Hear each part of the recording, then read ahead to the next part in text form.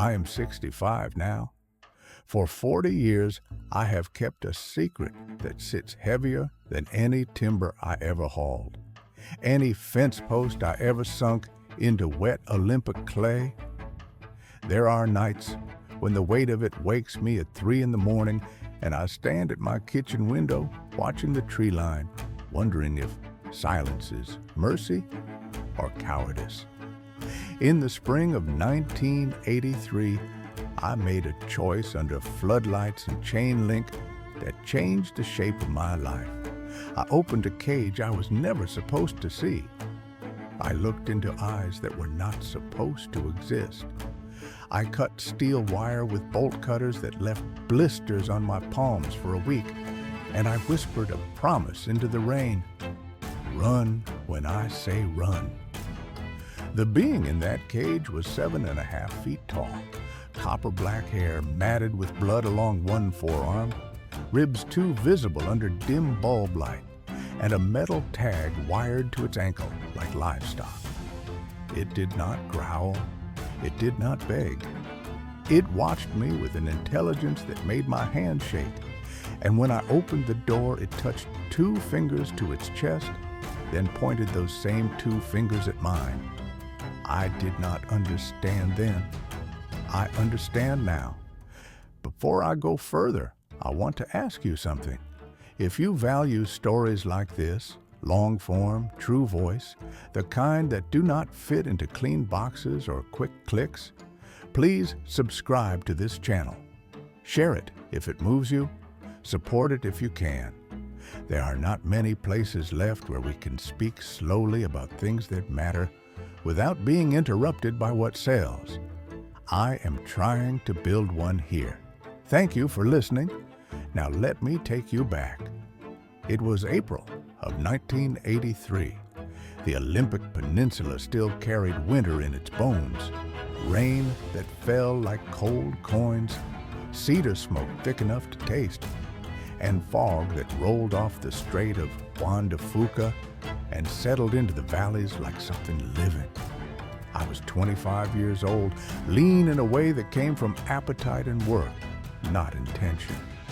I had a high school diploma, a toolbox my uncle left me, and a nighttime maintenance contract with a subcontractor who did not ask questions as long as you showed up sober and left before dawn.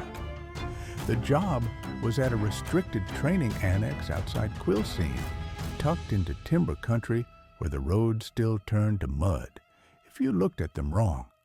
It was not a base in the way most people imagine. No parade ground, no commissary, no families in tract housing. It was a Cold War leftover, a low-clearance facility used for intermittent exercises, equipment storage, and whatever else got shuffled off the books when budgets tightened and oversight grew thin. I was told it trained reservists in field communications. I was told not to wander. I was told my clearance was orange, which meant I could fix a breaker panel or patch a roof, but I could not ask why half the prefab units had no windows and the others had bars.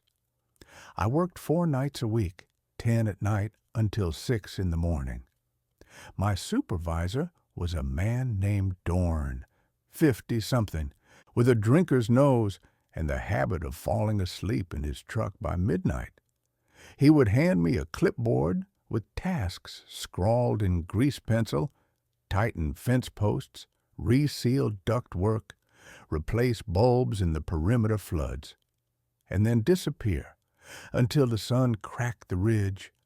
I liked the solitude. I liked the quiet hum of generators and the smell of diesel and wet gravel. I did not like the dogs.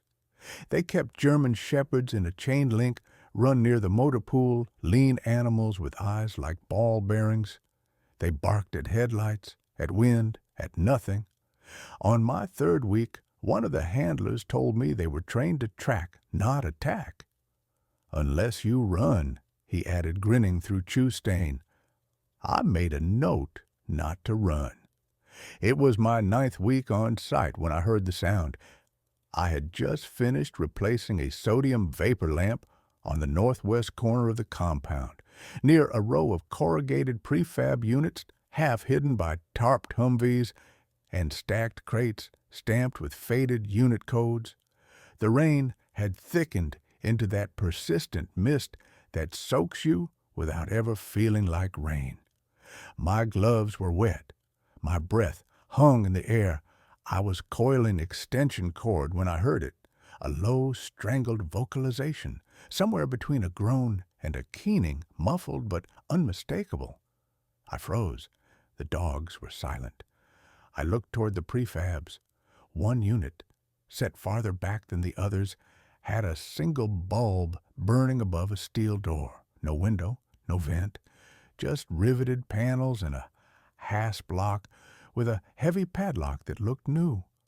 I should have walked away. I had a job, a paycheck, and enough sense to know that locked doors on military property are locked for reasons that do not include my curiosity. But the sound came again, softer this time, and it carried something I recognized even if I could not name it. Exhaustion, pain, resignation. I set down the cord and walked toward the unit. The gravel was loud under my boots. I moved slowly, listening for footsteps, voices, the crackle of a radio. Nothing, just the hiss of rain on tarp and the distant idle of a generator. I reached the door and pressed my ear to the cold metal, breathing, slow, labored wet at the edges like a chest cold. I tested the padlock, locked tight. I stepped back and looked around. No cameras that I could see. This section of the compound was old, pre-upgrade. I crouched and checked the base of the door, a gap, maybe 3 inches, where the prefab did not sit flush on the gravel pad. I lay flat on my stomach, rain soaking through my jacket, and pressed my cheek to the ground. I angled my flashlight under the gap and flicked it on. What I saw in that narrow slice of light took my breath and held it hostage. A cage, stainless steel bowls, a crude cot with a wool blanket bunched at one end, and sitting on the floor back against the far wall, knees drawn up, was a figure too large to be human. Copper-black hair, long and matted, covered most of its body. The forearm closest to me was streaked with dried blood. Its right ankle was wrapped in a makeshift splint, duct tape, and a paint stirrer, and a metal tag was wired directly to the skin above the splint. The chest rose and fell in uneven rhythm. The head was tilted back, eyes closed, jaw slack. I turned off the flashlight and lay there in the gravel, heart hammering, rain pooling in the small of my back. I did not believe in Bigfoot. I did not believe in cryptids or conspiracies or men in black. I believed in paychecks and generators and the Mariners losing in extra innings. But I also believed what I had just seen because I had no framework to disbelieve it. The mind does not invent splints. It does not invent inventory tags. I crawled backward, stood, and walked to the tool shed near the motor pool. My hands were shaking so hard I had to try the key twice. Inside, I found a pry bar, a set of bolt cutters, and a roll of medical tape left over from a roofing job. I took all 3.5 empty bottles of iodine from the first aid kit. Then I walked back to my truck, sat in the cab, and stared at the steering wheel for 10 minutes while my breath fogged the windshield. I had 2 choices. I could finish my shift, collect my pay, and pretend I had seen nothing. Or I could go back to that prefab, cut the lock, and become the kind of person who does not sleep well for the rest of his life. I chose the latter. I will not pretend it was noble. I will not pretend I understood the stakes. I only knew that the sound I had heard was the sound of something that had given up, and I could not leave it there to wait for whatever came next.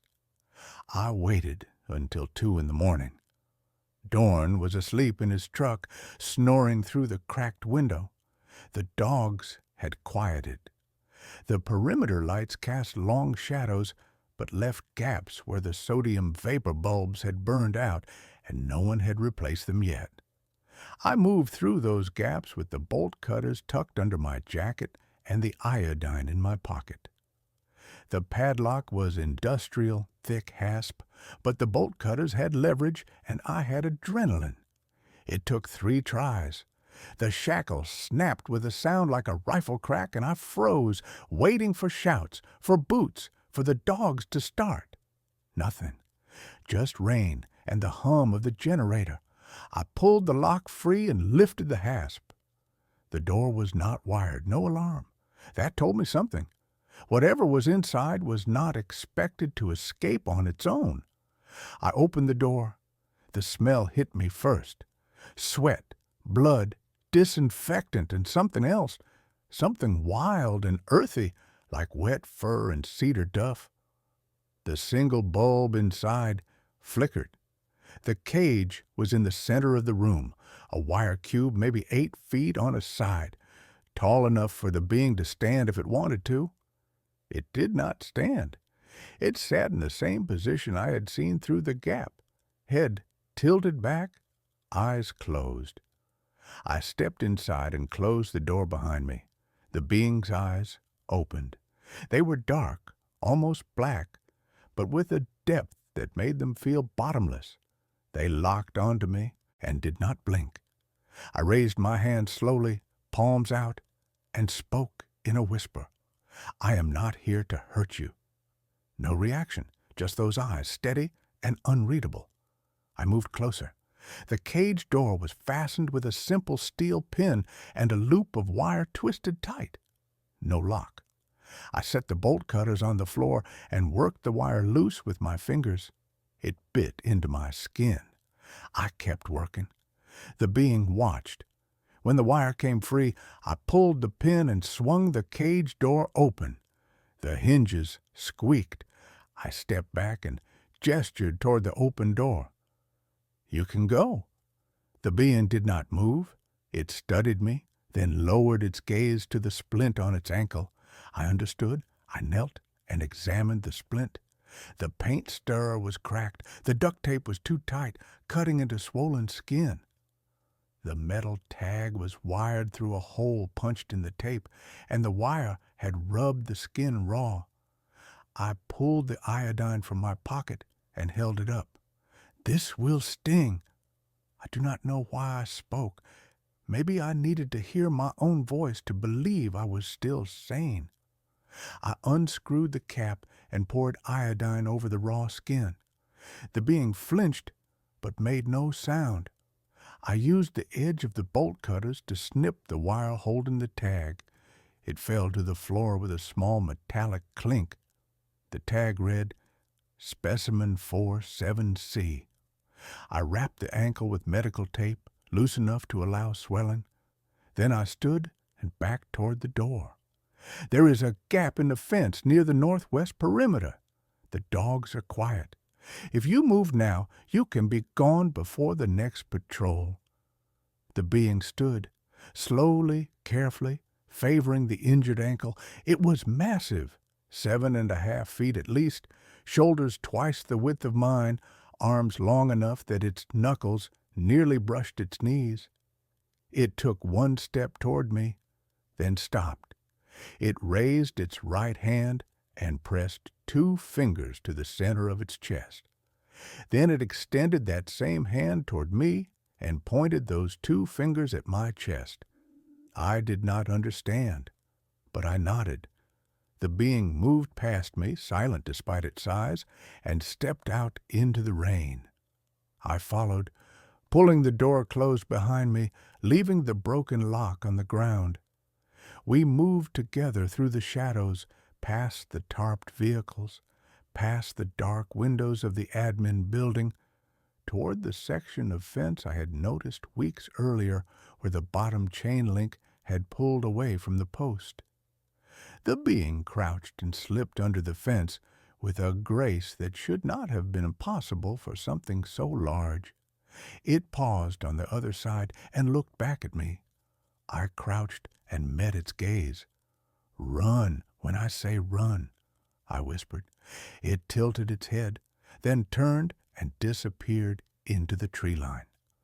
I walked back to my truck, climbed into the cab, and sat with the engine off until my hands stopped shaking. At 5:30, I finished my shift. At 6, I clocked out. Dorn waved from his truck half awake, and I waved back. I drove home on empty roads, the sun breaking red over the Cascades, and I knew that everything had changed. I did not know then that I would spend the next 40 years learning what that gesture meant. 2 fingers to the chest, then pointing outward. I did not know that I had just become part of something older than the military, older than the roads, older than the chain link and the sodium lights. I only knew that I had opened a cage and I could not close it again. Not ever. The first day I expected sirens. I expected trucks and men with clipped hair to jam my gravel drive, boots hard on the porch boards, questions sharper than the bolt cutters that still lay on my passenger seat under a rag. Instead, morning unspooled like any other in spring on the peninsula. Fog lifted slow from the creek. A raven worked the cedar crown across the road, scolding no one in particular.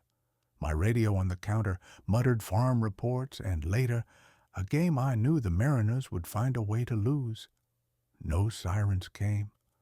I did not go back to the annex. I called Dorn from the payphone at Al's Gas and told him I was sick. He grunted and told me to keep my germs to myself.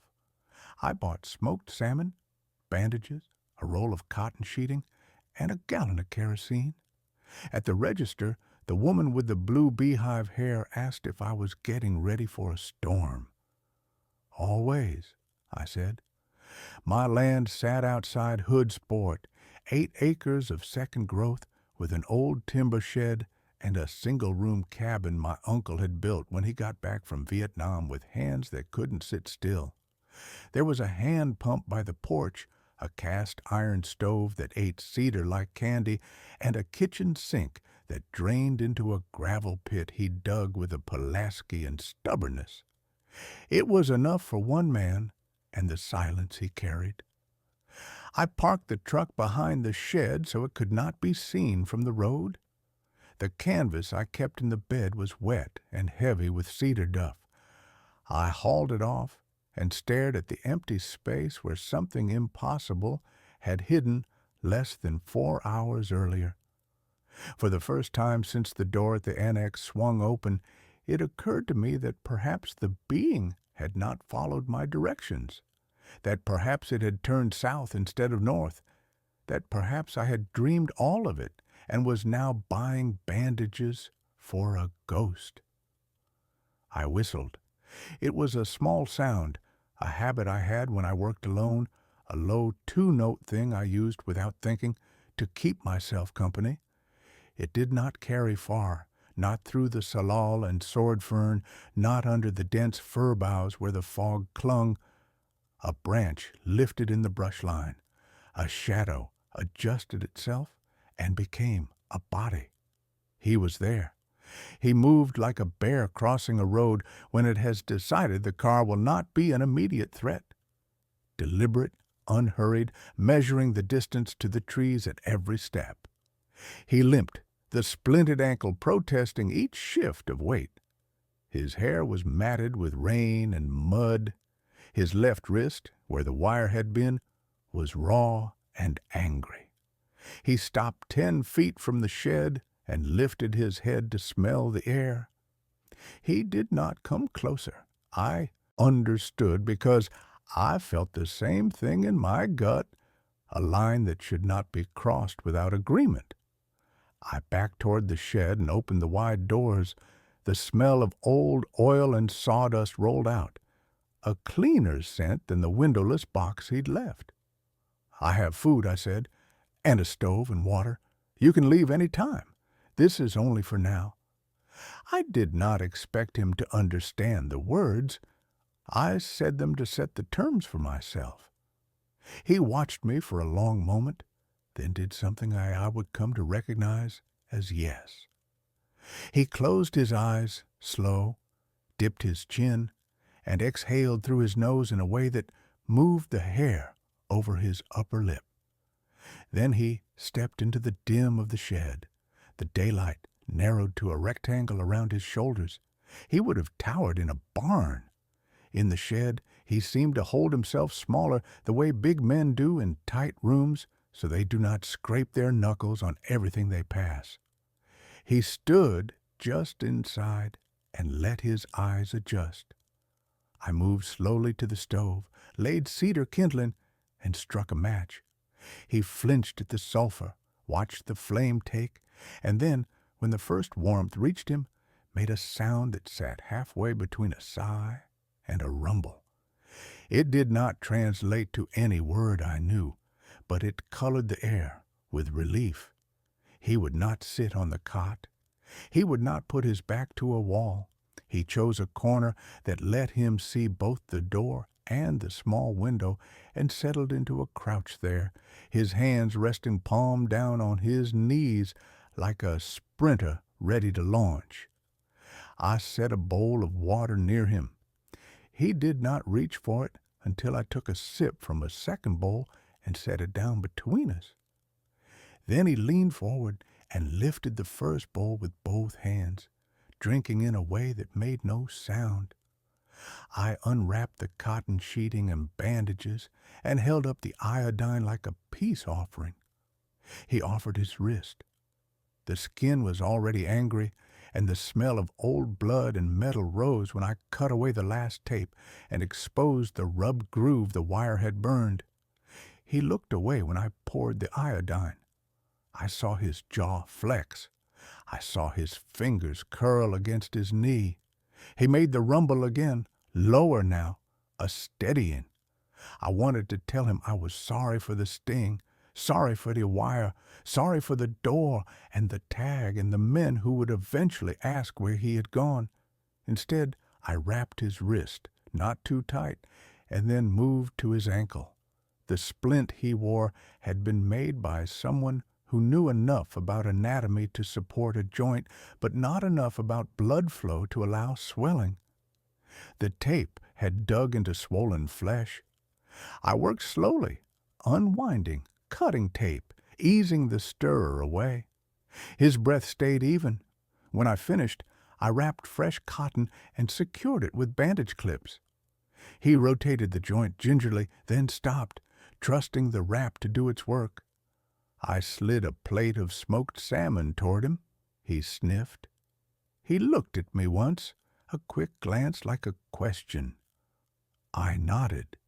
He took the salmon in both hands, lifted it to his nose, then set his teeth and tore a careful strip.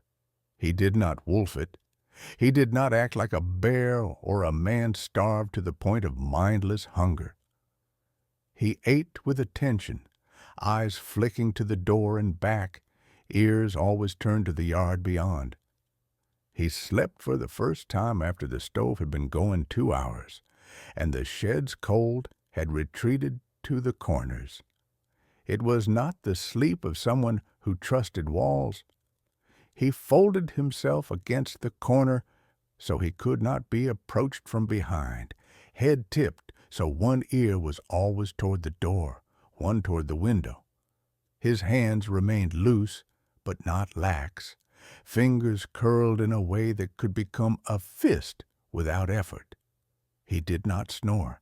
He breathed like someone listening to his own breathing for news. I did not sleep. I sat on a stool by the door and watched the rectangle of daylight move across the floor until it disappeared altogether, and the shed was all stove glow and our 2 breath clouds and the occasional creak of wood settling into this new arrangement. Late afternoon, a truck slowed on the county road. I killed the stove, and we both froze. The truck idled a long minute, then rolled on. He looked at me, and I saw something that shifted the ground under my feet. It was not anger. It was not even fear, as I recognized it. It was assessment. The kind of study you give a tool you've never used before but know you may have to use if things go bad. It made me understand how thin a thread trust is at first, how easily cut. For 3 days, we lived in the shed like that. I made short runs to the cabin to heat water on the propane burner and carry it back in kettles. I fished the creek at dusk and brought back cutthroat wrapped in wet newspaper. I checked the road twice a day from the alder screen to be sure no unfamiliar cars had begun to linger. I kept my toolbox on the workbench because the sight of it steadied me, a reminder that I knew how to fix at least some things. He learned my rhythms. He learned the sound of my boots on the porch boards versus the gravel. He learned the way the stove popped when it had dragged too much air. He learned my whistle. I learned his. He had a yes and a no long before we built anything more complicated. Yes was the slow blink and chin dip. No was a side turn of the face and a tiny flare of his nostrils. Gratitude was 3 soft huffs in a row. Sorrow was a low, sustained tone that ran through the ribs more than the ears. He could go utterly still for stretches that made my muscles ache with sympathy. He could also move with a precision that made my own body feel like a noisy machine. On the 4th night, I took him to the glen. It was a 1/4-acre elbow of my land that hooked back from the shed under a tangle of salal and rotten logs. When I first inherited the property, I had thought to clear it for a garden and then learned that the sun only reached it a few hours a day, even in August. It made a perfect hiding place. The fence on that side was old woven wire, woven through with vine, maple, and thorn. I had cleared a narrow crawl under one section years earlier to retrieve a calf that had pushed through from a neighbor's land and gotten itself snagged. That was the tunnel now. The path I widened with my hands while he watched, amused at my clumsy digging. We moved at night without lights. He set the pace. When he stopped, I stopped. When the breeze shifted, I waited for him to lift his chin and read it. I felt my eyes trying hard to pull detail out of the dark and then realized I did not need detail. I needed shape and silence and the timing of my breath with the wind under the firs. We reached the woven wire, slid under, and came up into the glen where the ferns grew tall and the ground held spring water even in September. He went still there in a way that felt like respect. He did something with his hands I did not understand. He touched both palms to the earth and held them there, then lifted them and touched his chest with 2 fingers in the same place he had pointed to at the annex. He did not look at me while he did it, which made me understand it was not performed for me. I did not copy him. That, too, felt like respect.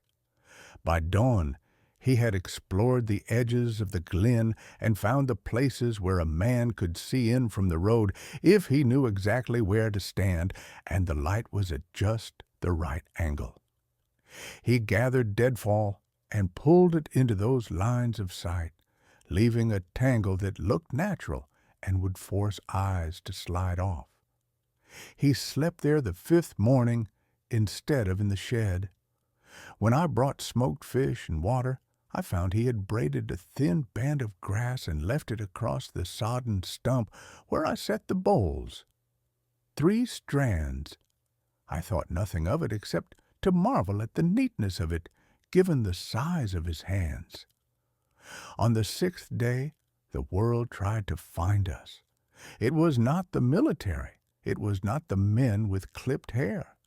It was two roofers hired to retar the neighbor's barn who finished their beer and decided my fence line looked like a good place to relieve themselves. They staggered into the salal, laughing. One of them tripped on a root and barked his shin on the woven wire.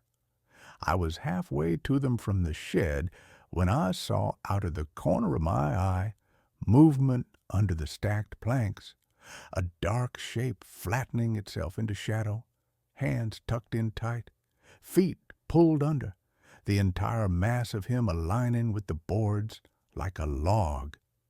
The roofers rattled the fence, cursed the thorns, and backed out. One of them left a roofing nail dangling from a pocket. It fell and stuck, head first, in the damp wood of a split cedar rail. I did not breathe until their voices vanished into the neighbor's yard and the engine of their truck coughed to life. When the shed exhaled and uncurled, I went to the rail and pried out the nail. It was a spiral shank, bright zinc, the kind that holds even when a gale wants your roof more than you do. I set it on the workbench. He came and looked at it, then at me, then at the door. He picked it up between thumb and forefinger and twisted his wrist. The nail squealed and became a spiral tighter than it had been. A pigtail looped on itself. He set it down and made the 3 soft huffs. I did not understand then. I kept not understanding in small ways that would accumulate like stones in a pocket until one day they weighed enough to make a shape. News trickled over the next week of an incident at the annex. Someone said a cage had been found. Someone else said it was for security dogs. Nobody said anything about a being 7.5 feet tall walking out of a fence. Dorn grumbled about outsiders and budget cuts and asked me if I had seen anything unusual my last shift. I looked him in the eye and said I had seen rain. He laughed and slapped my shoulder and told me to replace the busted lamp on the northeast corner if I was coming back on Monday. I told him I would think about it. Then I went home and sat on the porch steps until the light went, listening to the creek and the small bodies moving in the underbrush, each with its own agenda that had nothing to do with me. By the second week, a pattern had set. Morning, stove, fish, water, bandage change if needed. Midday, stillness, sleep, breath like a metronome. Evening, a slow circuit of the glen before dark, pausing to listen to the highway far off, the thump of a neighbor's screen door, the clink of glass on metal when someone tossed a bottle in a barrel. Night, movement, teaching. He taught like a father who has raised children in a place full of teeth. Not with lectures, not with corrections you could resent, but with demonstration so quiet you felt smart for noticing. We stood under fir and watched their tips move. When the wind came low and steady, we walked with it, so our own scent moved ahead of us and not back. When it gusted, we took 3 steps and then froze until the branches settled. We did not break twigs. We did not kick stones. We did not put our feet where the light made leaf shine. We kept our weight on the outside edges of our boots, so if a stick had to snap, it would snap under less load and make a smaller sound. He showed me how elk tracks could be used to erase our own sign. We followed fresh prints in damp duff for 20 yards and then stepped off at a 90-degree angle onto a downed log and walked it like a balance beam, so our scent rose, thinned, broke. He did not smile when I lost my balance and windmilled. He did not shake his head. He just kept moving until my feet learned something my head could not teach. We established signals. I had whistles and hand signs from my side of the species. He had stones and sticks, 2 pebbles placed side by side near the shed door, danger close. A triangle of 3 pebbles. Wait, a small arc of shells on the stump. Path clear. A braid of grass left on the shed threshold. You were seen, but not by someone who wants to harm. The last, I would learn, was not his invention. On the 17th day, he rearranged the pebbles in a way that made the hair on my arms lift. He set 5 small stones in a line like people standing. Then he set 5 flat river pebbles above them like eyes.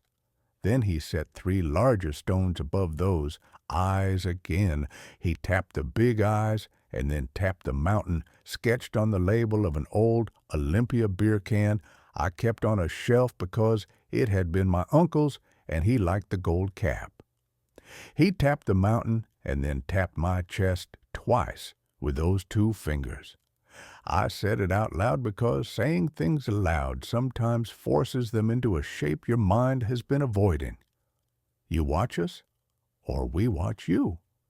He made the low tone, the one I had learned meant sorrow. And then, very deliberately, he took the eye stones and moved them. The eyes were no longer above. They were within the line of small stones. He placed a fern frond across the top like a bar.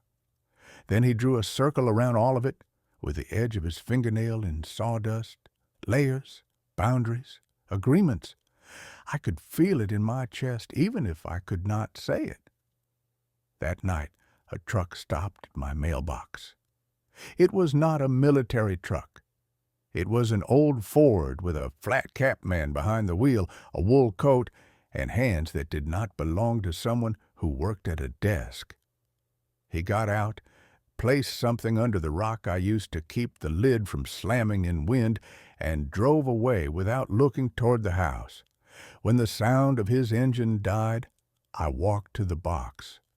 Under the rock was a folded scrap of newspaper cut rough with a pocket knife. The headline, yellowed, was from a decade earlier.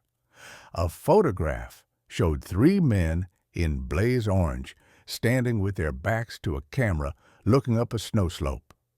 In the far distance, 3 dark figures moved along the ridge.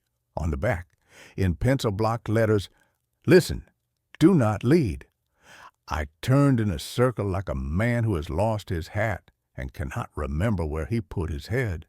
The road was empty.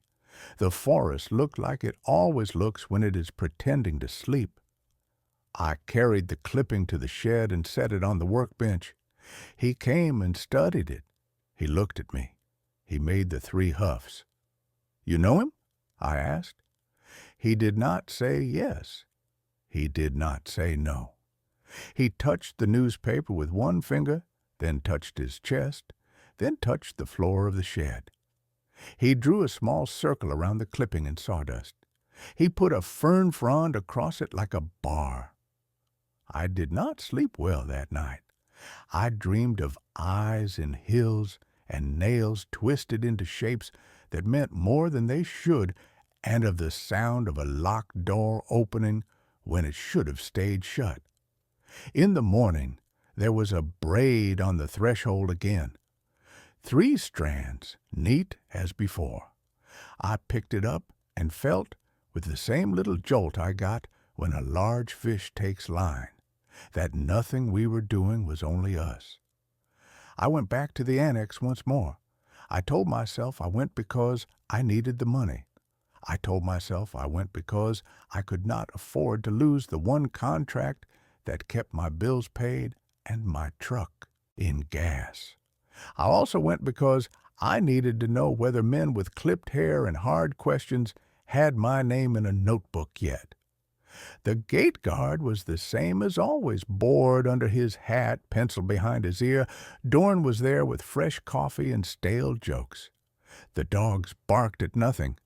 The prefabs at the back were the same shape, the same riveted panels. The door where the cage had been had a new lock. There was caulking smeared around the frame as if someone had sealed it in haste. I walked past it carrying a coil of rope and a clipboard and realized my hands were steady. See anything the other night? Dorn asked while we were changing out bulbs on the south fence. Rain, I said. Always, he said. I left before midnight and drove home with my headlights off the last 100 yards because once you realize how much light you throw when you're not thinking about it, you realize how far it goes.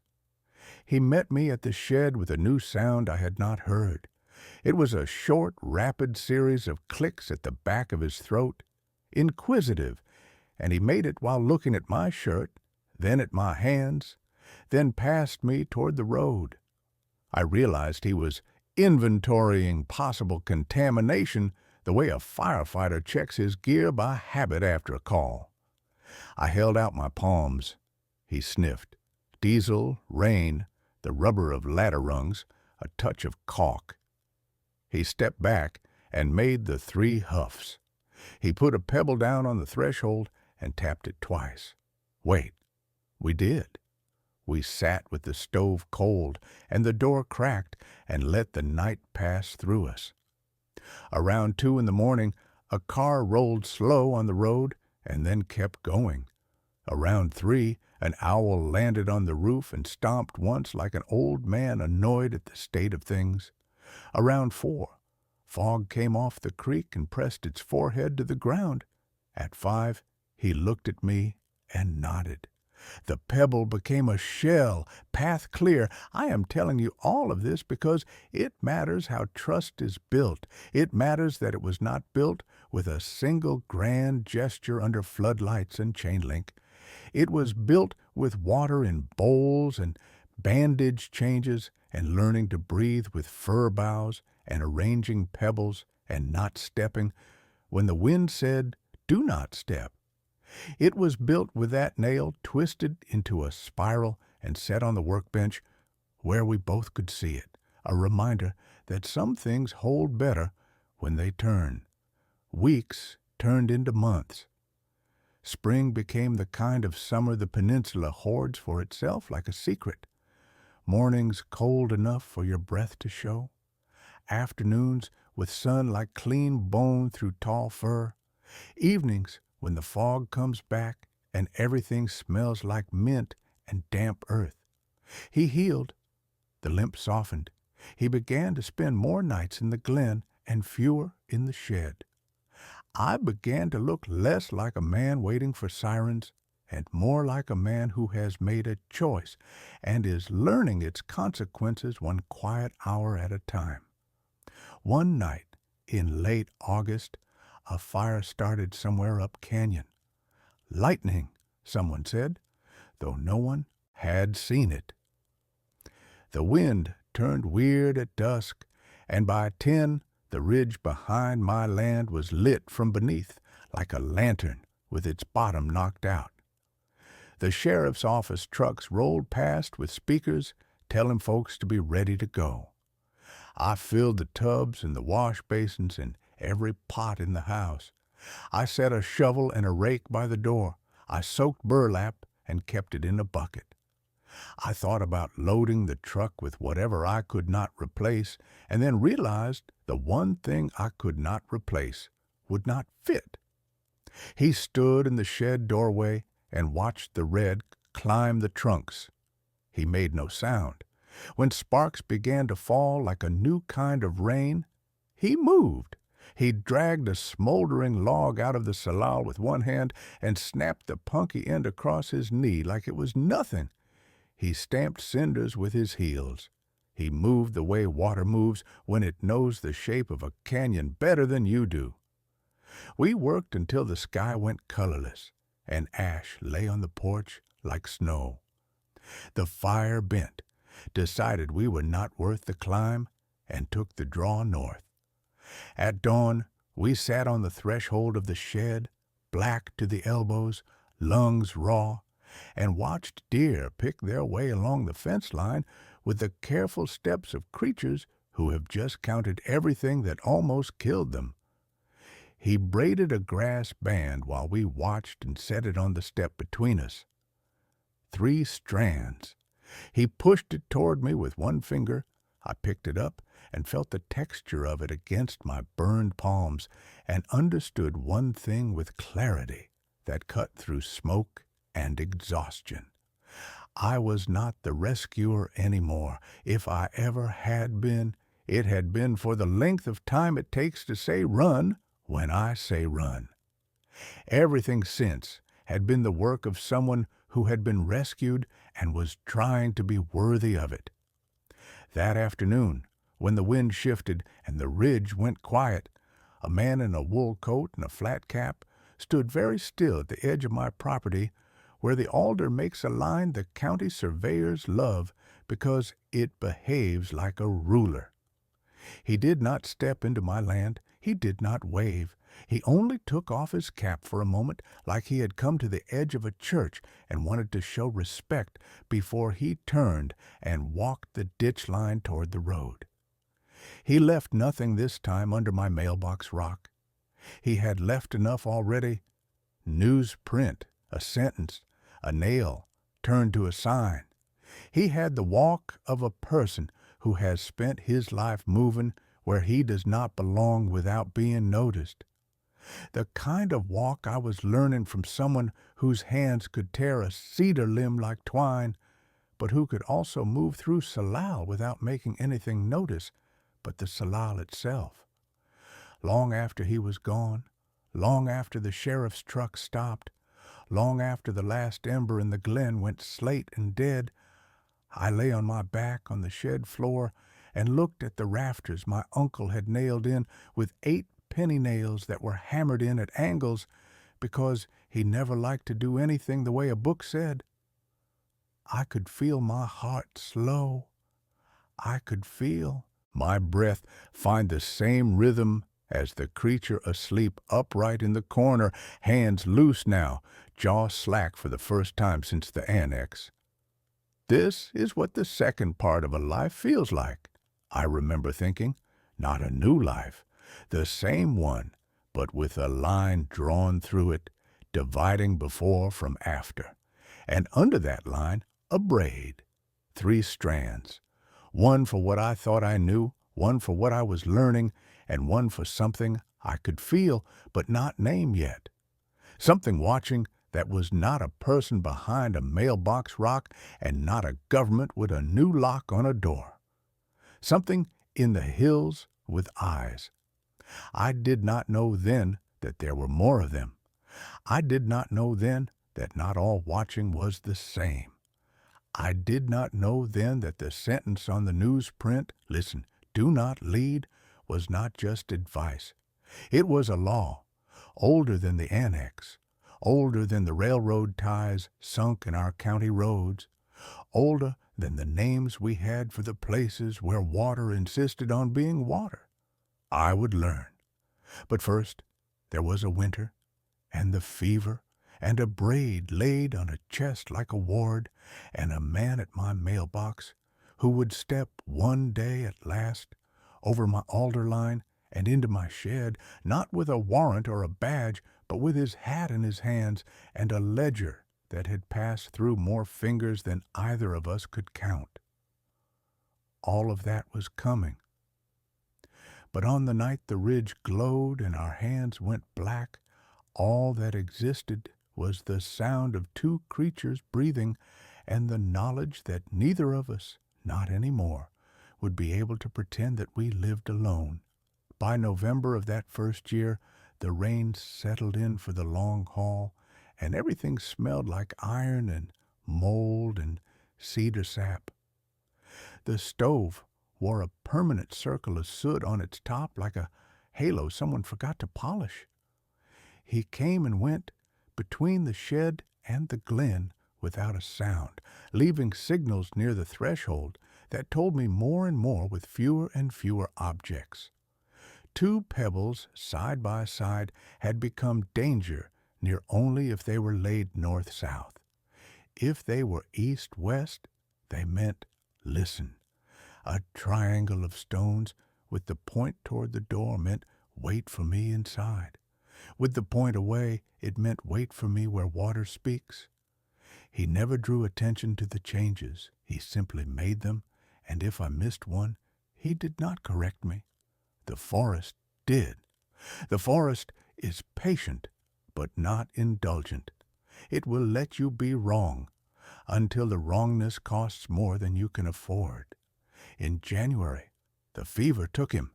It began in his chest with a cough that sounded like someone hitting a hollow log with a padded mallet. By nightfall, his eyes were glassy, and his breath had gone shallow, the way breath gets when a body is trying to choose between breathing and not drowning in its own heat. He tucked himself into the warmest corner of the shed, but did not lie down. Something deeper than habit kept him upright. I set water by his hand, and he did not reach for it. I said I would be back in an hour and ran. I crossed the alder line and did not care who saw. I cut through the neighbor's pasture, my boots punching ice on the puddles in the cattle ruts. I lost the county road in fog and found it again by the way my breath echoed off ditches and the way light spreads from the windows of houses where people sleep. At my cabin, I grabbed everything I owned that might push a fever toward breaking: a kerosene heater, a chipped enamel basin, a stack of clean rags, honey, willow bark tea, and a jar my aunt had labeled in a careful hand before her writing went to Tremor, a handful of aspirin. I thought about driving the truck across the yard to the shed and then pictured headlights and changed my mind. I carried. Back in the shed, the air felt thick enough to chew. He had not moved. His hands lay palm down on his thighs, fingers splayed like roots. His lips were dry. When I touched his forearm, heat came off him like a stove door left open. "I need you to drink," I said, and for the first time since the annex, he did not look at me. There are two kinds of fear. The first kind keeps you from sticking your hand into a place you cannot see. The second is the one you feel when someone you cannot afford to lose begins to leave, and you know that if they go, the place where their shape was will not fill back in. The first kind teaches, the second demands. I set the kerosene heater in the doorway and let it take the edge off the cold without sucking the oxygen out of the shed. I warmed water, stirred honey into it, crumbled a little willow bark for good measure, and sat on the floor beside him like a child beside a huge sleeping animal in a story. I wet a rag, wiped his mouth, tipped the basin, and touched the water to his lower lip. He took it like rain on stone. It took an hour to get 2 swallows down him. It took all night to get half a cup. Around 3, when the fog pulled back enough that I could hear the creek again, he stirred. He brought one hand to his chest and lay a braided band there. It took me a heartbeat to realize he had been wearing it all along, tucked under the longer hair, so that I had never seen it. This braid was older than the ones he left on my threshold. It had a different twist, tighter, the grass bleached almost white with time and salt and handling. He lowered his hand and left the braid where it lay. I knew a ward when I saw one. My aunt had tied red yarn around my wrist when I was 10 and caught a fever that lasted a week and felt like my bones were being boiled. The yarn sat there until the fever broke. Then she wound it around the base of a jar where she kept matches, as if it had been promoted. When she died, I found the jar on a shelf in a box of things I could not throw away. The yarn had turned the color of things that remember. I soaked rags, wiped them down, talked because the sound held me together.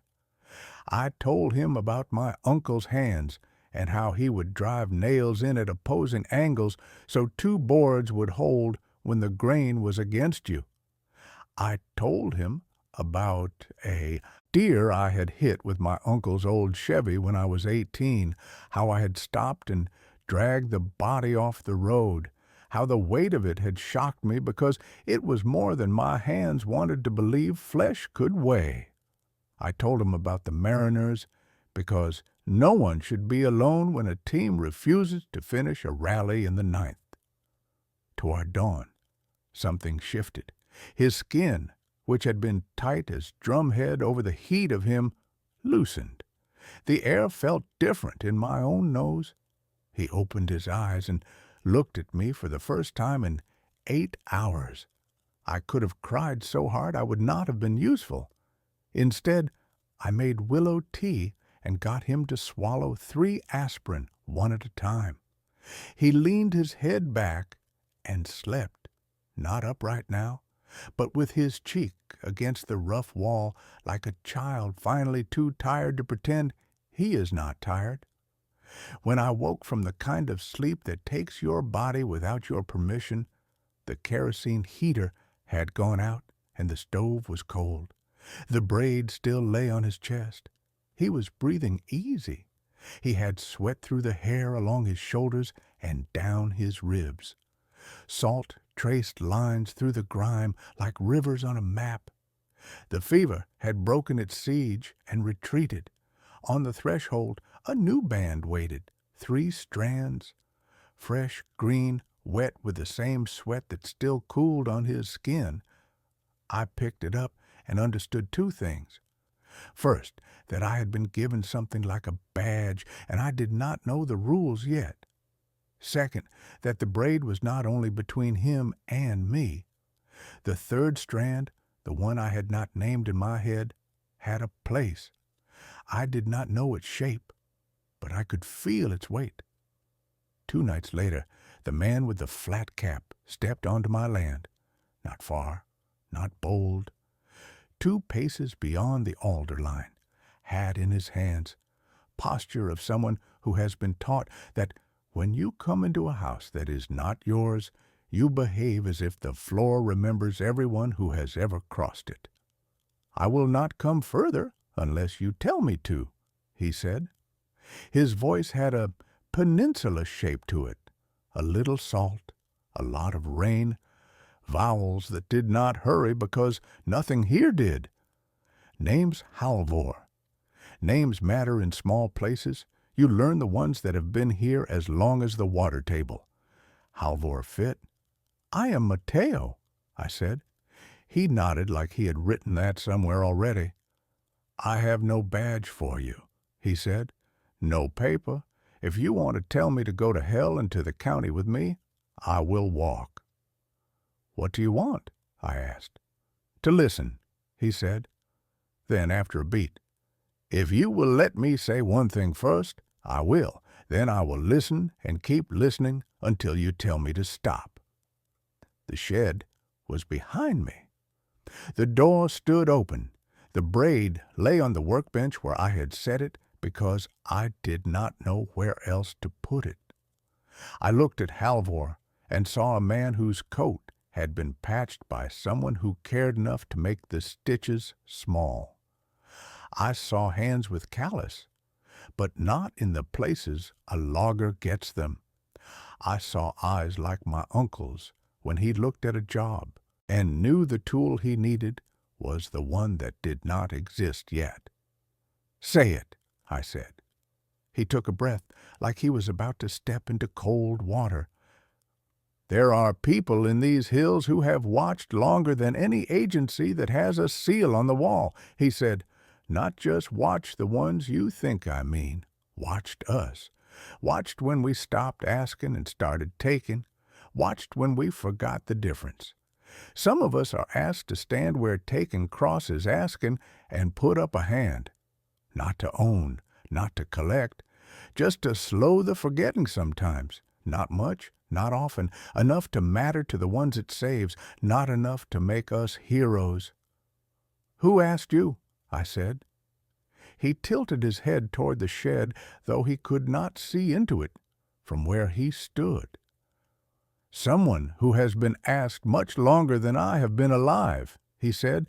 Someone who cannot afford to stand on the road with a hat in his hands and talk to a man about a braid on a table. He knew. He knew without saying the word that no one should say lightly. "Listen, do not lead," I said, because I wanted to see if the newspaper sentence felt like a password in his mouth. He smiled without his face moving much. "It is a law," he said. "If we break it, we do not get another chance. We do not get a fine. We get unbraided." He reached into his coat pocket and took out a roofing nail, spiral shank, bright zinc.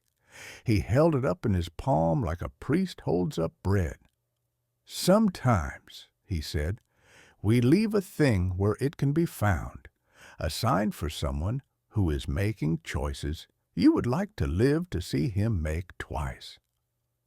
"Did you leave the newspaper?" I asked. "I left words cut from a thing that lied around them," he said. "I did not take the photo.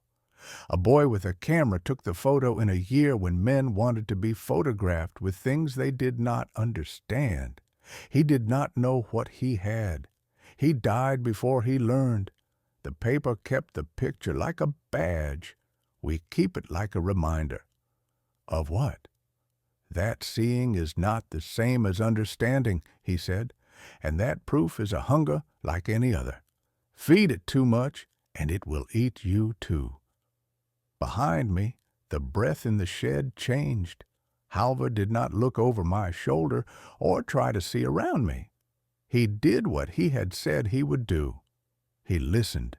He listened to the sound of a large being standing without touching the floor with anything but the parts of his body that had always known how to move without leaving a trace. He listened to my breath shorten, to the old house wood hum in sympathy with weight. Then he looked at me and said quietly, "May I see your hands?" I held them out. He took them in his, palms up, and examined the skin like a farrier looks at a hoof. "You have burned them," he said, "and you have not slept, and the fever is over? Good. How do you know?" I asked. "I was taught to read signs that are not footprints," he said. He raised his voice then, not loud, but enough to reach into the dim. "I will not cross your door unless you invite me," he said to the shape behind me. "I am Halvor. I was asked by someone whose mother asked my mother to learn a thing and not talk too much about it." There was a pause, and then the soft, deliberate sound that meant yes. I stepped aside. He came into the shed like a man comes into a chapel, hat off, eyes down for the first 3 steps, not out of fear, but out of a kind of privacy that had nothing to do with modesty and everything to do with not grabbing at a moment with your eyes before it offers itself. He looked up and saw what he had come to see. I watched his face because sometimes you learn more about a person by what they cannot hide than by what they say. He did not look shocked. He did not look greedy. He looked older for a heartbeat, and then younger. He nodded once, a small bow that looked not like reverence and not like submission, but like the way 2 men tilt their heads to one another over something they both know how to do. "Thank you," he said, to the being, not to me. The being stood 1 pace back from the workbench where the braid lay. He did not fill the shed like a threat now. He stood like a post in a fence line that is held under storms and heat and animals that lean when they itch. Halvor kept his hands where they could be seen and did not reach for anything. "There is work to do," he said, still to the being. "A county map that needs to show that this road is seasonal and should not be improved. A surveyor who needs to be told that the culvert at mile 2 is undermined and that he should find a different way to spend his grant. A man who likes to hunt outside of season, who needs a visit from someone with a badge who does not know why he is visiting him, only that he is. We will do what we can. We will not pretend we can do it all. The being made the low tone, the one that runs through your ribs, and lifted one hand. 2 fingers touched his chest.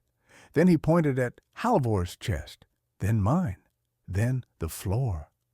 He picked up the braid and unwound the end enough that I could see clearly for the first time how the 3 strands were laid. 3, Halvor said softly. Not just theirs, not just ours, the one between.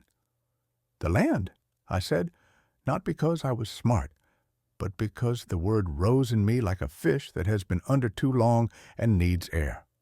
Yes, Halvor said, the one between, the only one that does not lie. He reached into his coat again and took out a small ledger, bound in worn black cloth. He set it on the workbench beside the braid. It was not official. It was older than official. It had no letterhead and no number and no name except, inside the front cover, a list of first names in the same pencil hand, different years next to each. Some had a cross. Some had nothing. At the bottom, there was a space. He tapped it with his finger. I am not here to make you write yours, he said. I am here to tell you that you already have. We 3 stood there while the rain on the shed roof made the old knot-holes sing. If you have never heard that, you might think it is a metaphor. It is not. Old knots have a sound when rain hits them. It is higher than the boards and lower than the nails and right in the place in your ear where memory sits. He came and went after that, Halvor did, the way weather comes and goes. Sometimes he brought nothing but his hat in his hands. Sometimes he brought a word. Survey delayed, gate repaired, trail rerouted, permit denied. Sometimes he brought a thing, a culvert spec sheet, a photograph of a hillside that had slumped after a winter of rain because a logger had cut the wrong trees in the wrong order, and the roots had let go. He never brought anyone with him. He never stayed long. He never asked to touch anything. In the spring of 1989, the ridge behind my land lit again, but this time the fire ran faster and did not turn when we asked it to. The sheriff's speakers told us all to go. I told myself I should. I filled pots and set them by doors. I soaked burlap. I thought about photographs I did not own, evidence I could not store. He stood in the shed doorway with ash ticking on his shoulders like bugs and looked at me, and I knew that leaving now would mean more than leaving a house. It would mean telling a story about yourself you would not be able to stand to hear later. We stayed. At midnight, a wind came low out of the west and pressed down. The fire heard it and flattened. Embers rolled into the glen like small red animals. He moved like water. I moved like a man who had learned enough to be useful. At dawn, our hands shook so hard we could not hold cups. I set the braid he had given me on the workbench because I was afraid I would drop it and see it undone. He set his own, the old one, on his chest again. Halvor stood at the altar line with his hat in his hands and watched the ridge like a person watching an old friend decide whether to live. When the heat fell back, we slept sitting up in the shed doorway like 2 men who have been on a ship a long time and finally found a port. In the morning, deer walked through as if they had been going that way every day of their lives. Maybe they had. Maybe we were the ones who had been somewhere else. Years layered themselves the way cedar duff does, soft, quiet, full of what used to be sharp things. He aged in ways that felt like weather on a stone, silver around the jaw, a new slowness in the wrist that decades earlier had twisted a nail like a child's toy. The limp remained, but softened, so that I did not see it until he stepped over a fence. And then I saw it like an old story you had heard many times and still liked. Late in 1993, a woman with a stack of property flyers and a haircut out of a city brochure came up my drive and called my shed a convertible studio. She wanted to talk about parcels and views and a way she could get me a number that would make it easy for me to leave a place I had not left when the ridge burned. I said no, with more patience than I felt. When she came back a second time with a higher number, I sold a motorcycle I loved and bought the 8 acres between mine and county forest land so I would not have to see her again. Everything is for sale at the right price, she said. Not this, I said. Not ever. I did not sleep well that night, not because of her, but because a sentence like that sticks to the inside of your skull the way ash sticks to sweat. And even if you know it is not true, you hear the parts of yourself that have bent before, and you wonder if they are still there. In the morning, a braid lay on the threshold, but one of the strands was reed instead of grass. It made a different sound when I touched it to my lip. It tasted like slow water. He stood in the doorway and tapped his chest twice, then the braid, then the floor between us, and then, gently, my sternum. He had done that 100 times by then, but the order was new. It felt like adding a chord to a song. In 1998, the fever came for him again, smaller, a reminder. We were ready. He was ready. He slept with a palm on his chest where the braid lay, and the sound he made in his sleep was not a fight this time. It was an old engine, idling in a driveway on a cold morning, patient, certain it would warm if given time. When he woke, he led me to the glen and drew in damp dust with a charcoal nub he had carried in from somewhere. 4 panels, simple as picture books for children, but without the condescension. Humans around fires with lines rising like songs. Humans cutting trees, and the lines went jagged and dark. Humans looking up, feet not touching the drawn earth, hills with eyes. He touched the last panel and then did the thing with his hand. 2 fingers to his chest, then to the floor, then to me. I said it out loud, not because I needed to hear it, but because he did. You watch us, I said. Not the way we mean when we say watch. Not like a hunter and not like a scientist.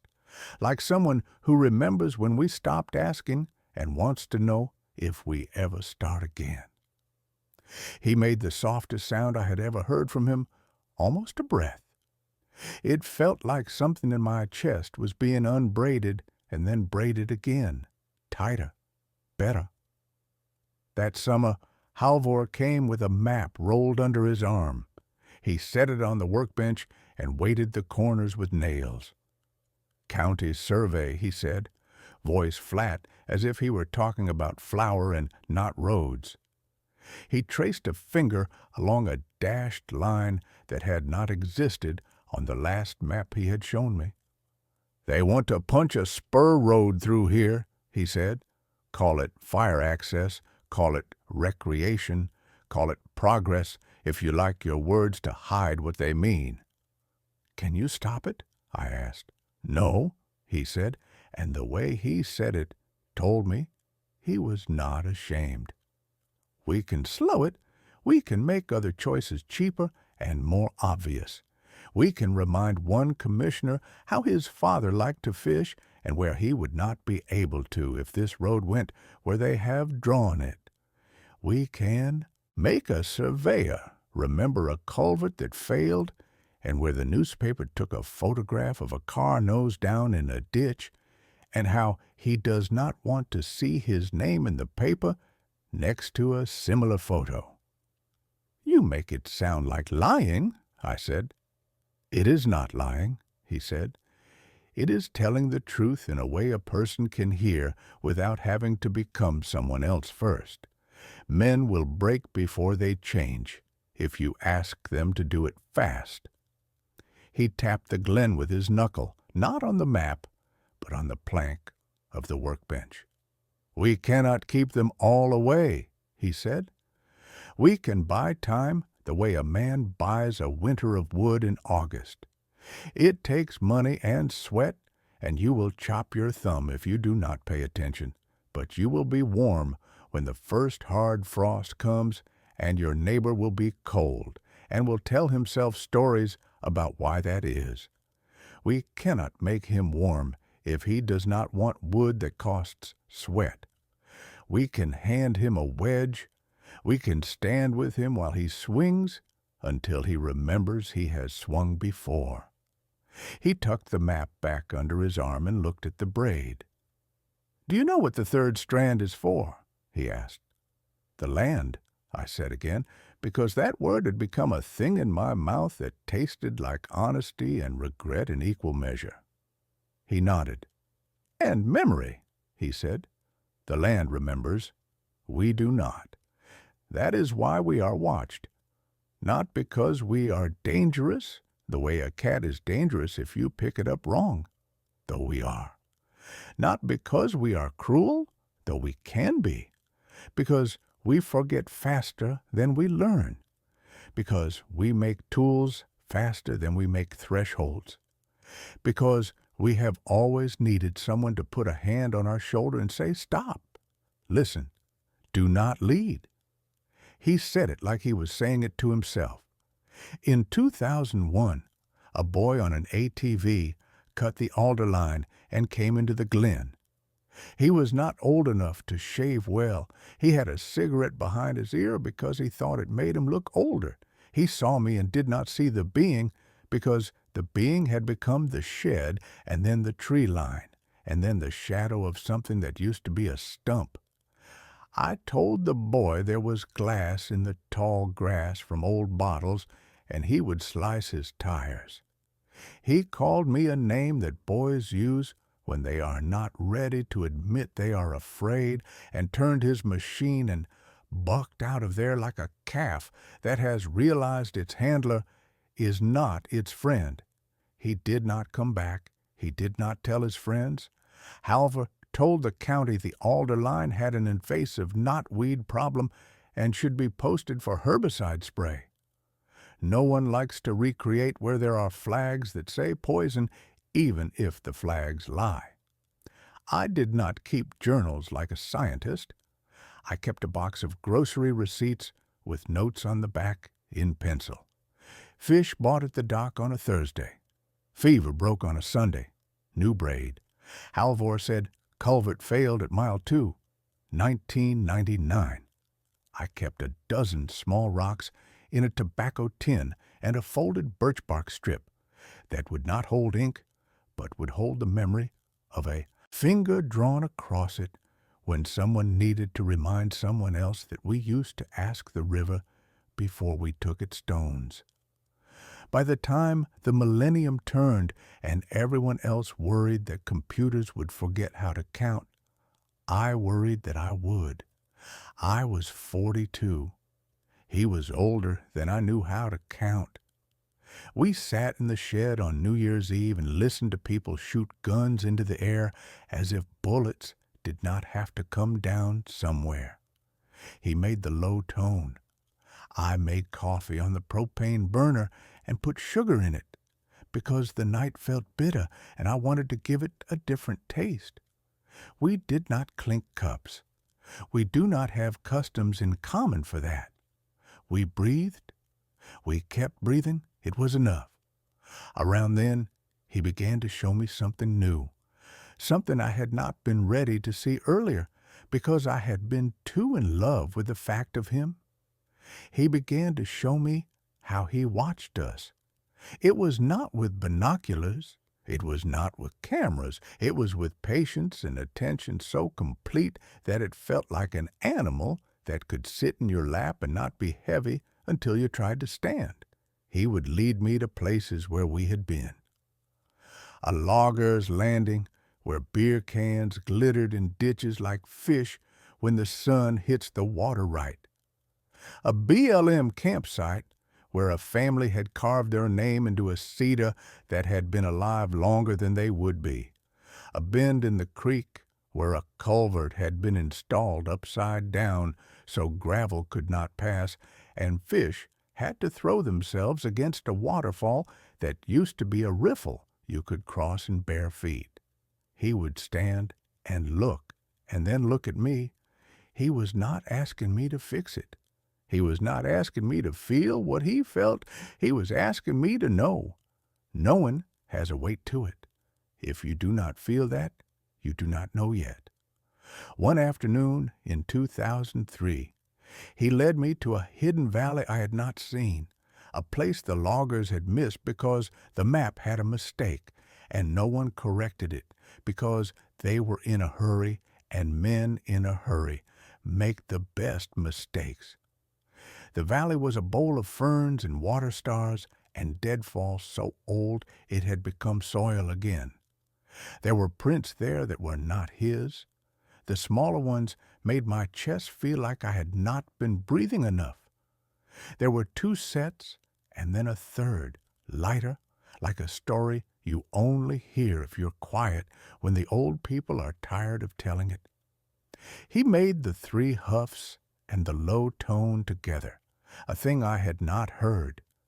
Gratitude and sorrow braided. He touched the ground with his palm and then his chest, and then looked at me, and I realized he wanted me to do it.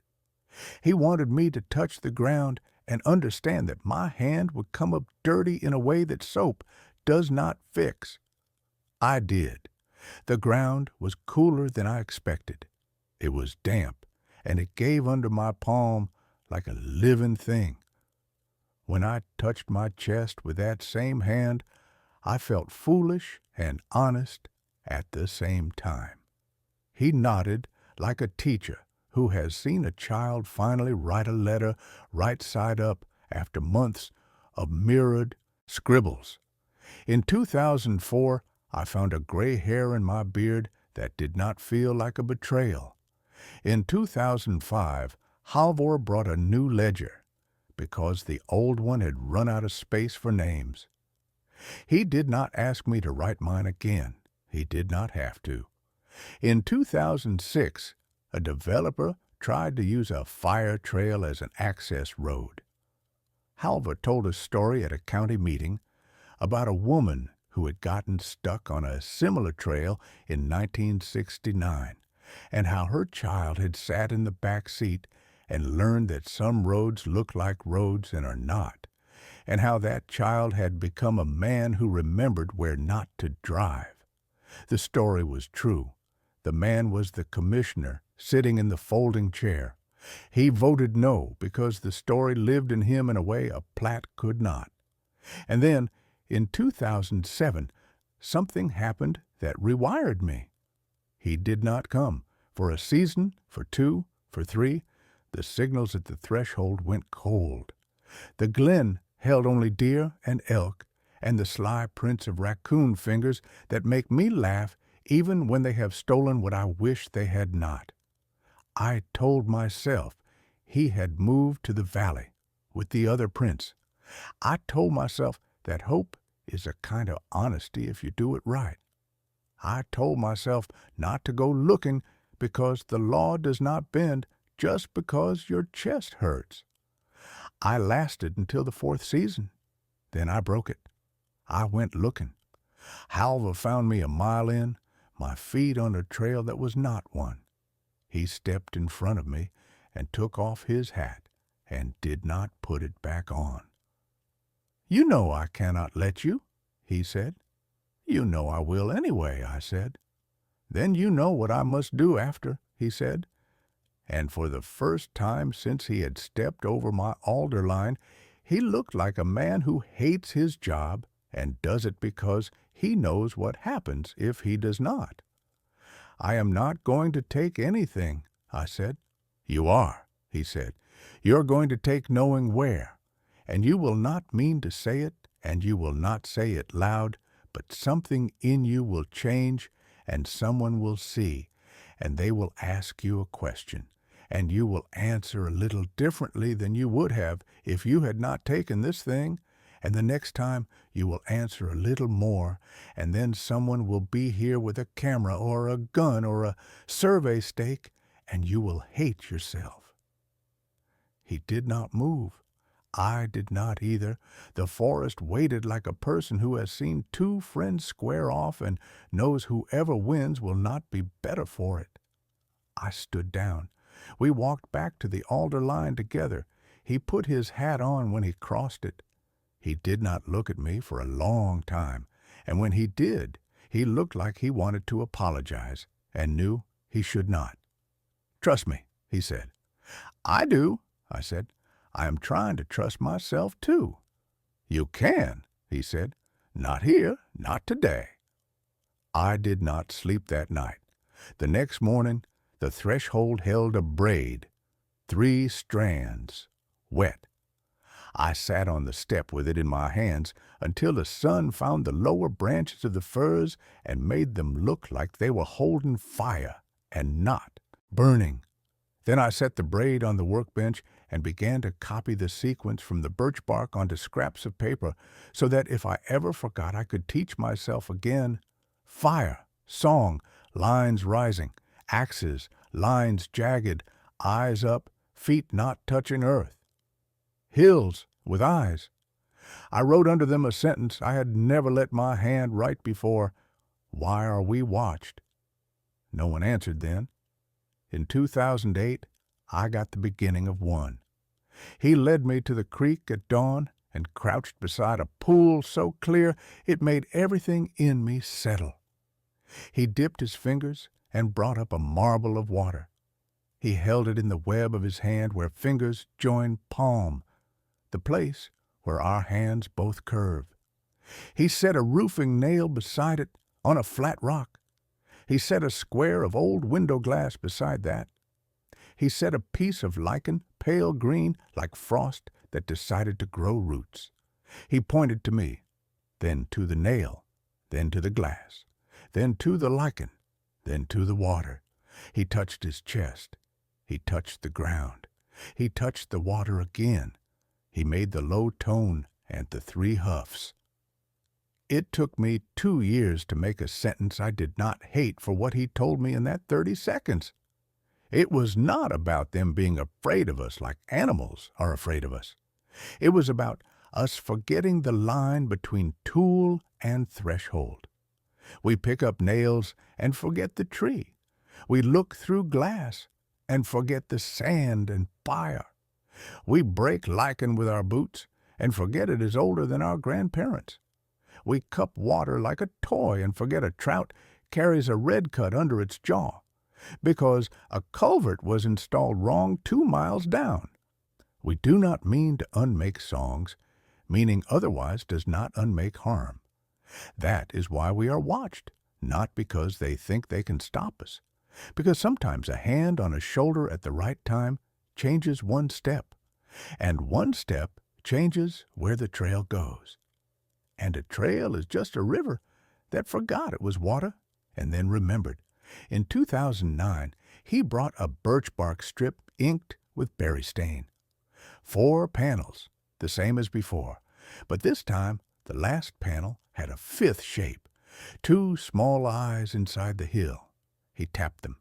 He touched his chest. He touched my sternum. He made a sound I had not heard, 3 soft huffs and a long tone braided.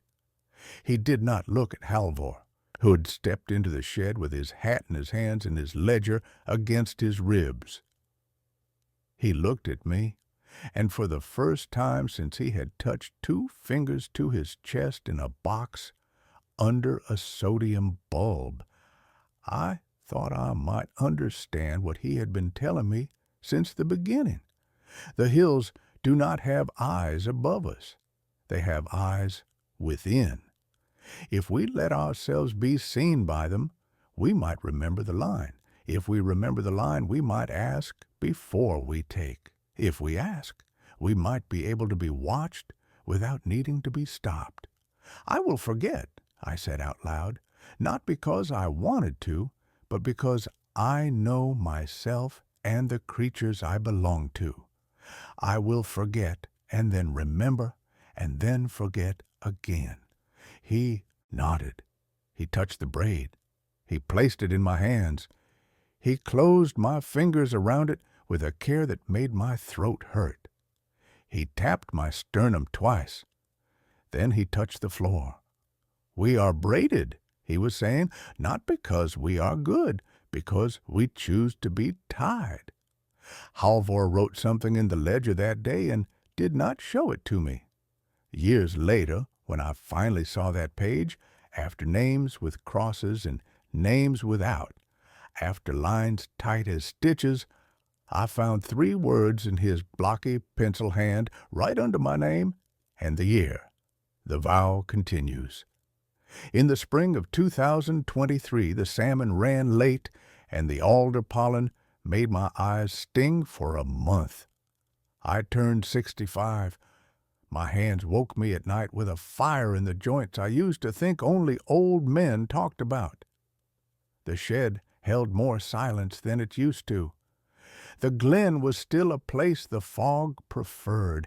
I swept, I oiled hinges, I kept the stove clean, the way you keep a porch clean, even when guests do not come, because a clean threshold is a way of telling the world you remember how to welcome.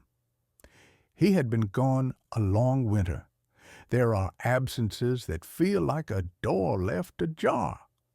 This was not that. This felt like a door that had never been there, closing and leaving only wall. I did not go looking. I set a bowl on the stump when the moon was right. Sometimes it was empty in the morning. Sometimes it held a single lichen tuft or a tiny twist of grass, small as a ring. Sometimes it held nothing, and that was, in its way, an answer too. He came back in April, the way rain comes back after a week of blue, without fanfare, as if the system had always intended it. I was stacking split cedar along the north wall when the light changed the way it does when a large body alters a small space. I turned, and he was there in the shed doorway, hair silvering along the jaw, a new scar on the left shoulder like a pale crescent someone had pressed there with a thumb and let go. He breathed in the shed like a man breathing in a childhood kitchen.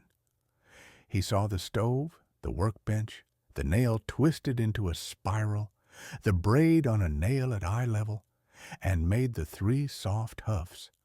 I do not know how to write the relief of that moment in a way that does not embarrass me for having it be about me. So I will skip it. We sat. We did not hurry. That afternoon he brought a birch bark strip darker than the others, stained with what looked like berry and ash mixed. The panels were familiar. Fire and song, axes and jagged lines, eyes up, feet off the earth, hills with eyes within. Then a 5th panel. In the 5th, a small figure stood between 2 hills. One hand touched a braid. The other hand touched the ground. Above it, not eyes, but empty ovals, like the places where eyes will be drawn once you accept that faces are looking at you and not away. He set the strip on the workbench and tapped each panel in order, his finger heavy enough to leave slight shines in the bark. Then he tapped the braid hanging on the nail. Then my sternum. Then the floor. I could feel the old question, why are we watched, rise and begin to unspool and then spool back the way rope does when you do not throw it, but remember that rope thrown foolishly can tangle feet you need. Before I could speak, boots scuffed on the alder line. Halvor stepped into the doorway with his hat in his hands and a ledger that had grown thinner because he tore pages out when he used them and tucked them into envelopes addressed to people who thought envelopes were old-fashioned. He looked older, and the lines around his mouth were deeper, but his eyes were the same, sharp and kind in turns. He nodded to me, and then bowed that small bow he reserved for the being, not because the being demanded it, but because it made Halvor feel right in his own skin. "We have to tell him now," he said softly, not to me. The being made the long, low tone that runs through rafters. He lifted one hand and pressed 2 fingers to his chest. Then he pointed those 2 fingers at Halvor, then at me, then at the floor, then at the birch strip, then at the braid. Halvor set the ledger on the workbench, laid his fingertips against it, the way a man lays fingertips against the back of the hand of someone who has fallen asleep and does not want to wake them, but wants to feel they are still there. "The Watchers," he said, and his mouth made a shape like someone tasting a word to make sure it has not gone sour. "People like me, Mateo, have a story we tell ourselves that makes us brave enough to keep going. It is that we watch to protect them from us." "It is true," I said, because I had watched him do it. "Permits delayed, surveys rerouted, conversations steered with stories that did not lie but did not flinch either." "It is true," he said, "but it is not the first truth." The being made a sound I had never heard.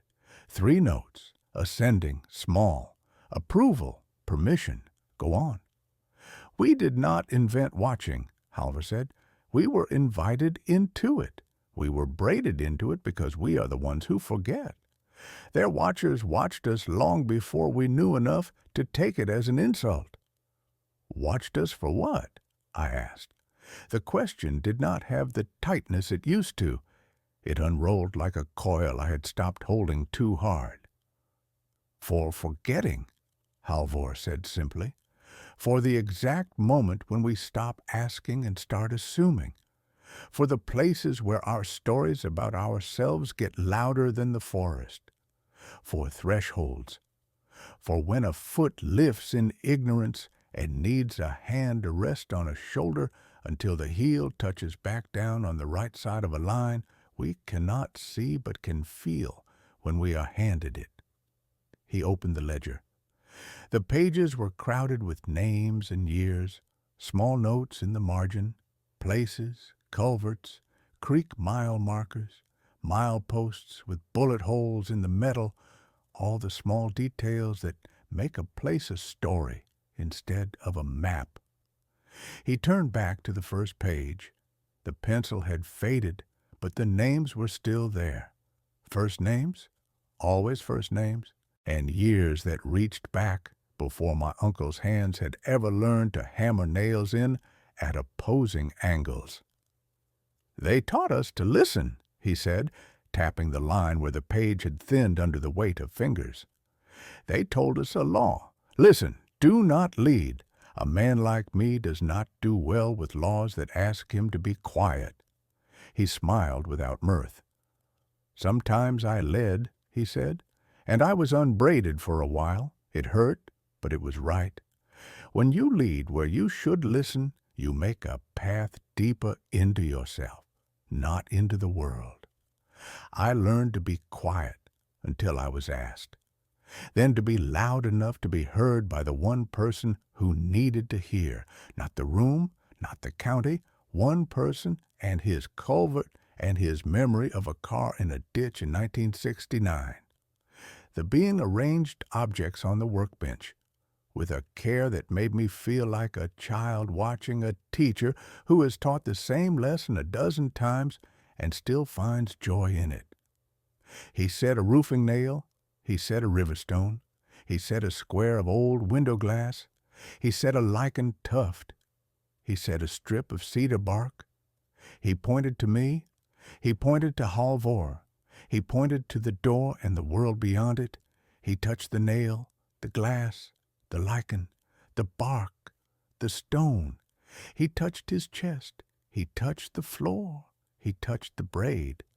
Halvor translated or guessed, and the being let him, the way you let a friend finish your sentence, because his words will be close enough to the truth to carry it to where it needs to go.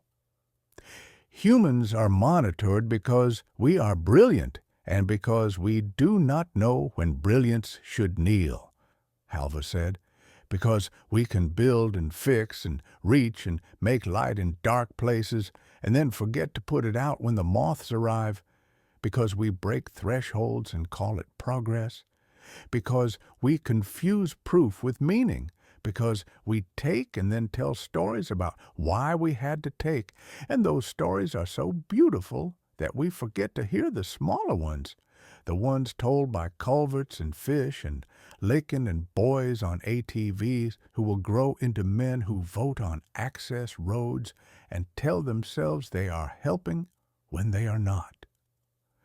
The being looked at me for a long time, and in his eyes I saw the ridge glow again, and my burned hands, and the grass band on my palms, and my uncle's rafters, and the first time I lay on gravel with my cheek pressed to cold steel, and a low voice in my brain saying, "There are two choices and both of them hurt." "Why tell me now?" I asked.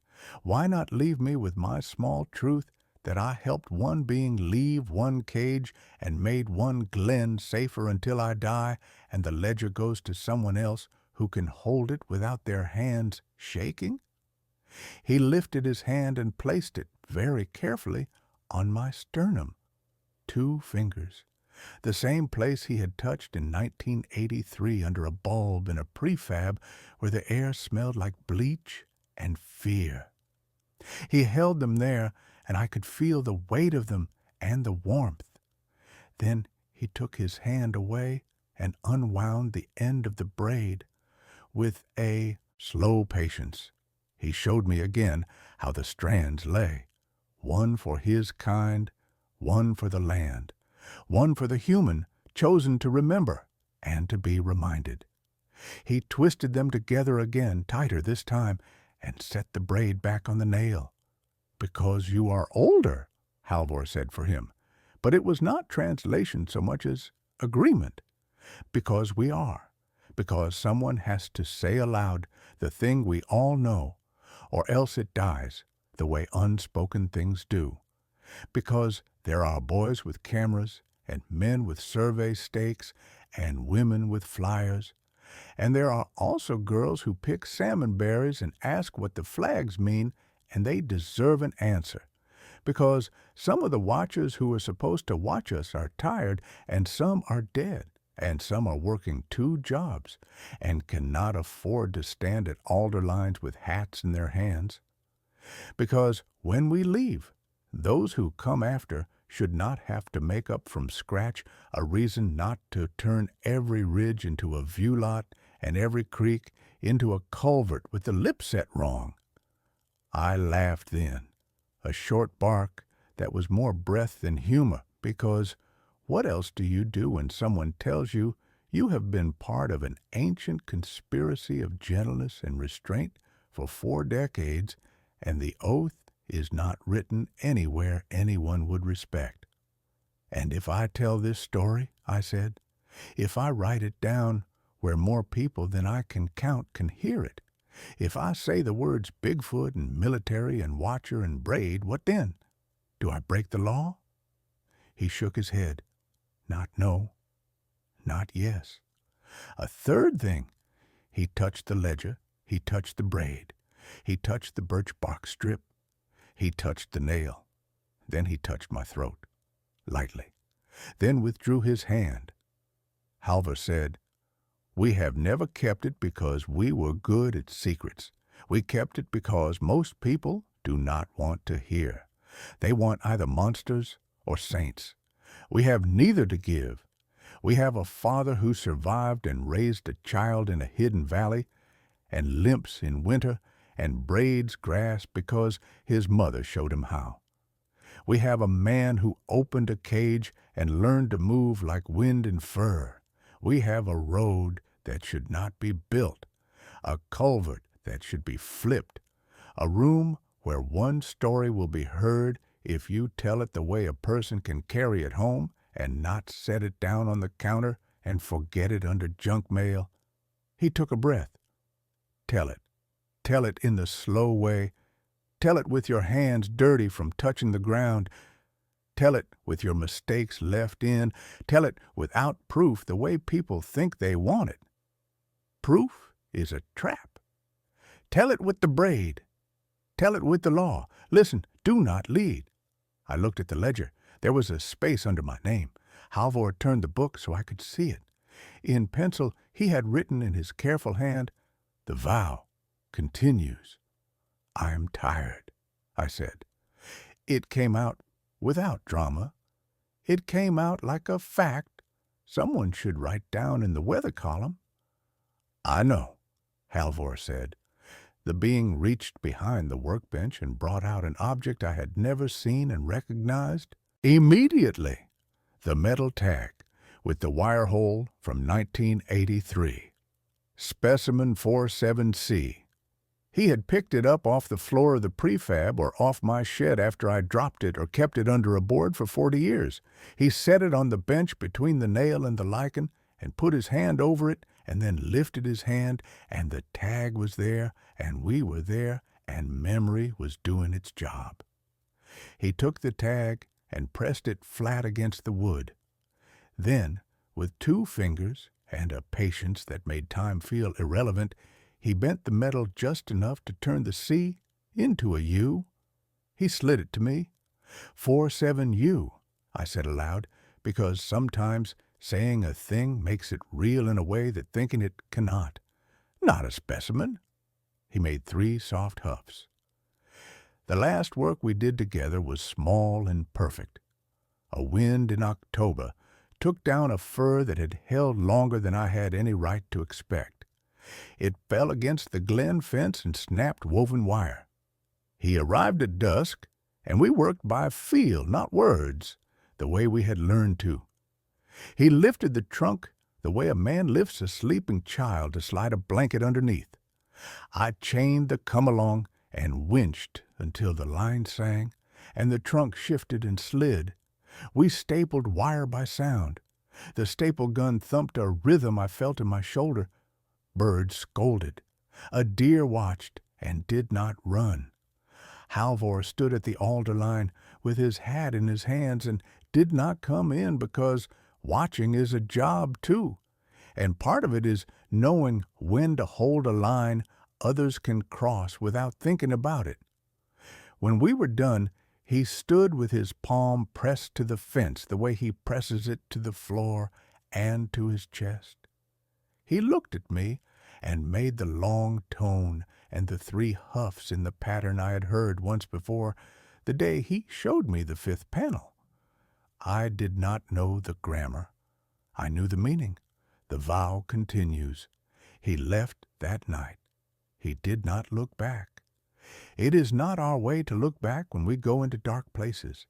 It is our way to move forward and trust that the ones who watched us while we learned to walk will watch us until we do not need watching in that place anymore. New places will require it. They always do. In December, I sat at my kitchen table with the ledger open and the braid on the table and the birch bark strip unrolled like a letter from a century that had remembered my name. I wrote what you have heard. I wrote it in the slow way. I wrote it with no photographs you will accept as evidence, and no maps you can drive by, and no coordinates that will make you feel like you know more than you ought. I wrote it because I was asked. I wrote it because if I do not, someone else will tell it wrong, and not because they are bad, but because they want to lead, and that is not the law. I expect men with clipped hair will not come. I expect people with neon thumbnails will ask for proof I will not give. I expect some of you will listen, and some will laugh, and some will feel something in your sternum where 2 fingers could rest for a moment, and you will not know why it feels like a hand and a weight and a blessing. If you want to know what to do with it, I can only give you what I was given. Learn to breathe with fur, not a metaphor. Stand under one and match it. You will feel foolish. Do it anyway. Fix a culvert if you can. If you cannot, tell a story to someone who can that will make them remember why they should. Do not lead until you are asked. When you are asked, speak so the one person who needs to hear can carry it home and set it on the counter and not throw it out with junk mail. When you pick up a nail, think of the tree. When you look through glass, think of sand and fire. When you step on lichen, lift your foot and choose another place. If a boy with a camera asks you for a monster, give him a braid. If he laughs, let him. If he comes back later with his hat in his hands, listen. Sometimes, late at night, the shed creaks the way old wood does when the temperature changes. I wake, hold still, and wait to see if the sound after is boots or breath or a deer stepping where it should. Most nights, it is nothing. Some nights, it is a fox. Once in a while, when fog lies like a cat across the yard and the creek talks to itself in the dark, the door eases open the way it does when someone who knows its trick opens it without making a sound, and a shape fills the space, and the smell of cedar and damp hair and riverstone comes into the room, and I stay where I am, because listening is a posture and a prayer. If you came here for a photograph, I have none. If you came for a map, I will not give it. If you came for a promise, I have one. The vow continues.